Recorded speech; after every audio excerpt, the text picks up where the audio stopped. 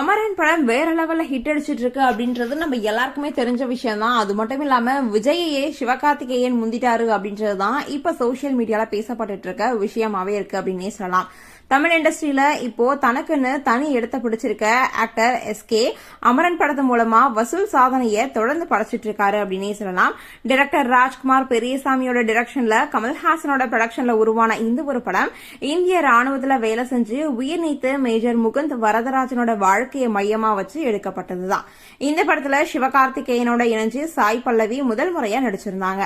முதல் நாள்ல இருந்தே வசூல்ல ரொம்பவே இது வசூல் வேட்டையா அள்ளிட்டு இருக்கு அப்படின்னே சொல்லலாம். அது மட்டும் இல்லாம இந்த படம் கிட்டத்தட்ட 18 நாட்கள்லயே உலக அளவுல 294 கோடிக்கு மேல வசூல் செஞ்சிருக்கு.